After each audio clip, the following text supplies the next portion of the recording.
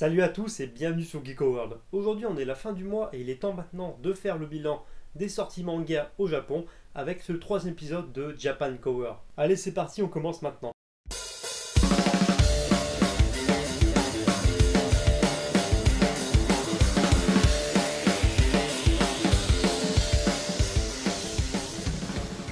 Bon alors encore une fois il y a vraiment eu beaucoup de lourd, donc du très lourd côté couverture et côté sortie manga au Japon. Et on va commencer maintenant avec l'éditeur comme d'habitude qui est numéro 1 au Japon, Shueisha. Et là franchement il y a eu de grosses sorties, donc ça va de DBZ à des séries un peu moins connues. Et vous allez vite voir pourquoi. Bon alors c'est facile, du côté de Shueisha les plus grosses sorties ont eu lieu le 4 décembre 2018. Donc c'est-à-dire en début de mois, et on commence avec le 9e tome de We Never Learn. Donc alors voilà, la couverture est assez sympathique, assez rafraîchissante, c'est un petit côté, comment dire, manga school shonen, donc les mangas qui se déroulent dans un milieu assez scolaire. Donc c'est un manga que j'ai pas eu l'occasion de découvrir encore, mais ça ne saurait tarder bien sûr. En tout cas voilà, c'est sorti le 4 décembre au Japon. Ensuite arrive maintenant une de mes couvertures coup de cœur, donc de manga qui est sorti récemment au Japon.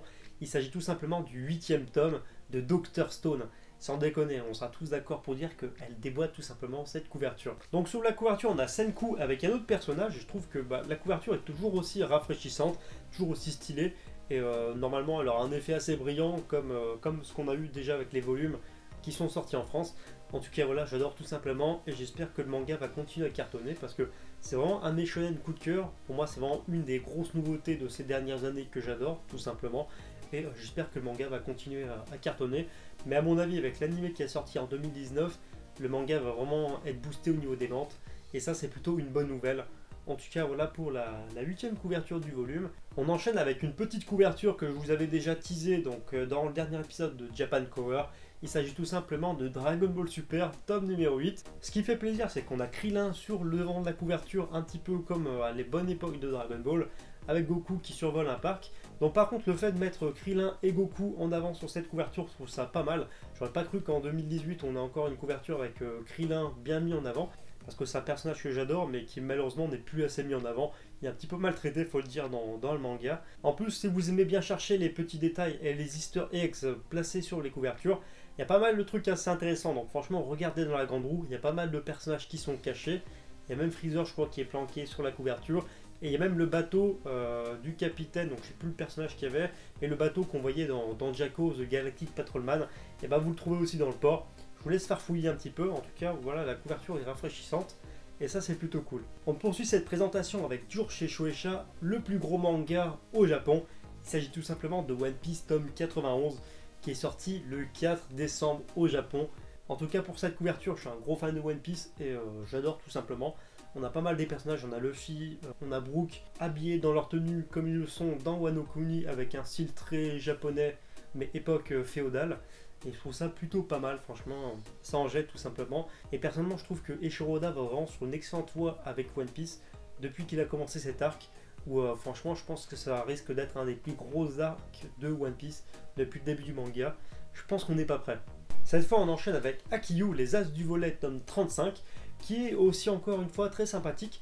Par contre la couverture, je sais pas si vous avez remarqué, mais moi personnellement elle me fait vachement penser à une couverture de databook. Donc quand il y a des databooks comme ça qui sortent de temps en temps, souvent la tradition c'est qu'il y ait pas mal de personnages principaux sur la couverture. Et là je trouve que c'est un petit peu dans ce ton-là, donc on a une grosse partie des personnages qui sont présents sur cette couverture. Et c'est un petit côté assez databook, j'aime bien, perso j'adore tout simplement. Ensuite il faut savoir qu'il y a aussi le nouveau tome de Inomaru Zumo, donc le 23e qui est sorti. Encore une fois, comme je l'avais déjà expliqué, c'est un manga que je lis pas. Elle est assez simpliste, mais je la trouve plutôt efficace au niveau du design, au niveau du chara design et au niveau d'un point de vue purement esthétique. Voilà, je sais pas ce que vous en pensez, mais je trouve que ça passe. Ensuite, toujours début décembre, donc le 4, on a eu Jujutsu Kaisen qui est sorti. Donc actuellement, ça c'est un des gros mangas shonen qui cartonne un peu dans le Shonen Jump. Il est pas mal mis en avant par les éditeurs, et je n'ai pas encore eu l'occasion de le lire, mais il paraît que c'est assez sympathique. En tout cas, d'un point de vue purement visuel, au niveau de la couverture, pareil. J'apprécie vraiment ce qui a été fait. Et je pense que je vais bientôt commencer le manga. Il faudrait que je cherche les premiers chapitres, histoire de voir ce que ça donne. Alors par contre, là, pour la couverture qui va arriver, si comme moi, vous êtes super fan de My Hero Academia, franchement, installez-vous confortablement dans votre siège et bougez pas, tout simplement, parce que c'est une vraie claque. Il s'agit tout simplement de My Hero Academia, tome 21 qui est sorti. Et sans déconner, c'est quoi cette couverture de fou? Mais regardez-moi ça. Donc déjà la couverture du tome 20, elle envoyait tout simplement avec... il y avait Deku, donc Izuku Midoriya en plein centre. Et là franchement, putain mais que dire? Il y a Endeavor au milieu de la couverture qui est prêt à tout défoncer. Et franchement d'un point de vue visuel ça en jette. Je crois que d'un point de vue graphique, l'auteur a dû partir sur un nouveau délire depuis le tome 20. Où je trouve qu'au niveau des traits et de la mise en page des couvertures, c'est un côté beaucoup plus comics on va dire. Et beaucoup plus, comment dire, imposant au niveau des visuels. Et ça c'est plutôt cool. Donc est-ce que les prochaines couvertures vont continuer dans ce ton-là, sachant que la série prend une tournure assez sombre, il paraît. Ça je sais pas du tout, mais en tout cas voilà, cette couverture elle est ouf. Et là c'est définitif, c'est mon coup de cœur du mois de décembre, côté sortie manga au Japon. Et n'hésitez pas à me dire ce que vous en pensez, mais elle déchire complètement. Bon, comme on parle des couvertures un peu de dingue, d'un point de vue purement visuel, autant continuer sur notre lancée. Et là, accrochez-vous encore une fois, il s'agit tout simplement de One Punch Man, tome 18. Et sans déconner, vous avez vu ça? Sans déconner, Murata, il a encore mis la barre super haute avec cette couverture. Donc la star de cette nouvelle cover, c'est vraiment Garou, ou Garo, je sais pas comment vous l'appelez, suivant la traduction officielle ou la traduction moins officielle en scan. En tout cas, voilà, le personnage de Garo est vraiment bien mis en avant. Et, il est vraiment stylé, il n'y a rien à dire. La couverture est assez imposante. Et encore une fois, c'est une des plus belles couvertures du mois de décembre pour les sorties manga au Japon. Personnellement, j'hésitais un petit peu entre My Hero Academia et One Punch Man. Mais bon, comme je suis plus fan de base de My Hero Academia que de One Punch Man, c'est My Hero Academia qui a gagné, mais de peu. Bon alors par contre pas le temps de respirer parce qu'il y a pas mal de sorties comme vous le voyez, surtout côté Shueisha où il y a vraiment pas mal de gros trucs qui sont sortis. Donc il faut savoir qu'il y a Shokugeki no Soma tome 32 si je ne me trompe pas qui est sorti aussi. Et voici la couverture. Donc c'est un manga que j'avais lu jusqu'au tome 15 à peu près. Après j'ai laissé tomber, j'ai continué l'animé. Mais en tout cas la couverture elle est vraiment sympathique. Et d'un point de vue visuel c'est vraiment très accrocheur. On enchaîne maintenant avec une des grosses sorties côté manga au Japon, à savoir le grand retour de World Trigger avec le 19e tome de la série. Après au moins, je sais plus, je crois que c'était 2 ans de pause ou un truc comme ça. En tout cas la pause a été assez longue et ça fait vraiment plaisir de voir ce manga shonen un peu stratégique et un peu militaire remis en avant sur le devant de la scène. Donc le manga va passer maintenant mensuel au lieu d'être hebdomadaire. Mais en tout cas voilà, je trouve que c'est mieux que rien et au moins le manga va pouvoir continuer tranquillement. Et il n'y aura plus de pause, donc ça c'est plutôt cool. Et enfin on termine avec les sorties côté Shueisha au Japon, donc les sorties manga, avec Golden Kamuy tome 16. Donc pareil, c'est un manga que je ne lis pas encore, mais d'un point de vue graphique, bon ça pour moi je trouve ça simple et efficace. Il paraît que c'est plutôt pas mal, hein, qu'il y a un animé aussi qui est assez sympathique. Il faudra que je jette un oeil. En tout cas voici pour la couverture. Alors on passe maintenant à l'éditeur Akita Shoten, qui pour moi a surtout une grosse sortie côté manga au Japon pour le mois de décembre. Il s'agit tout simplement du 11e tome de Death Cube. Donc voilà, c'est un manga que je n'ai pas encore lu. Je sais qu'on m'en a parlé et on m'a dit que c'était assez sympathique. Personnellement ça m'attire pas trop, mais pourquoi pas jeter un oeil à l'occasion. En tout cas voilà pour la couverture du tome 11.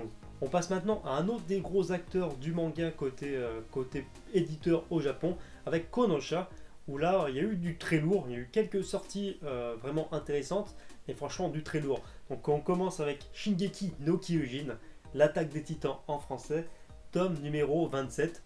On n'est pas loin des 30 tomes, hein, ça fait vraiment plaisir, et malheureusement là on sent que le manga va directement, donc un petit peu doucement, vers sa conclusion finale. Le manga je pense qu'il devrait faire à peu près 35 tomes au maximum, à tout casser. En tout cas cette couverture je la trouve simple et efficace, Eren en gros plan. Et voilà, tout simplement, ça marche toujours autant. Et du coup, ce 27e tome de Shingeki no Kyojin, c'est sorti, si je me trompe pas, je vérifie mes notes, le 12 décembre. Donc il y a un peu plus d'une semaine au Japon. Comme on parle de Shingeki, autant continuer sur notre lancée. Et il faut savoir qu'il y a le spin-off de Shingeki no Kyojin, l'attaque des titans, donc Before the Fall, tome numéro 16, qui est sorti, que je ne lis pas, mais bon, c'est toujours bon à savoir. Et en plus, il me semble que ce spin-off marche plutôt pas mal. Si vous lisez, que c'est cool, franchement n'hésitez pas à me le dire parce que perso je suis très fan, donc il se voit peut-être pas à l'écran, mais je suis très fan de l'univers de Shingeki no Kyojin, qui est tout simplement pour moi un des meilleurs shonen seinen, hein. On ne sait pas trop se positionner par rapport à cette série, mais de ces dernières années. Et autrement, une des grosses sorties aussi que j'avais déjà teasé dans Japan Cover épisode 2, il s'agit tout simplement de Eden Zero, tome numéro 2. Donc j'en avais déjà pas mal parlé dans le dernier épisode, hein, quand je vous avais teasé la couverture, mais c'est une couverture que j'adore tout simplement. Hiro Mashima, on a beau dire, donc au niveau scénario, des fois c'est pas toujours terrible, mais au niveau dessin, c'est vraiment un killer.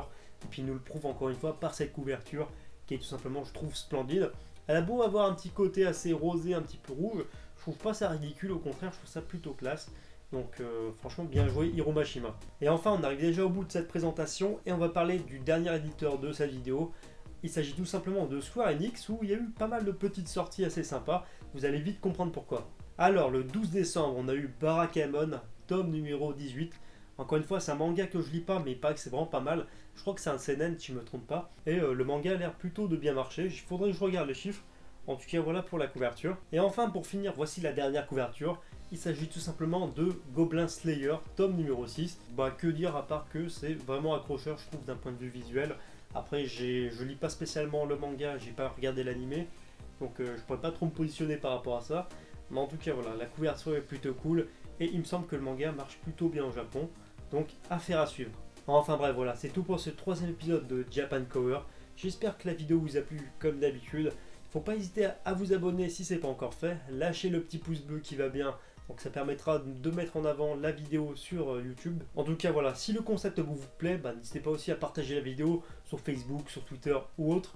Parce qu'au moins ça permettra de faire découvrir ce concept qui est apparemment pas mal aimé, donc ça me fait plutôt plaisir. D'ailleurs en parlant des réseaux sociaux, donc notamment Facebook et Twitter, tous les liens sont à l'écran et dans la description. J'utilise pas mal Twitter pour des sondages, pour vous demander quelle vidéo je sortirai en priorité, etc.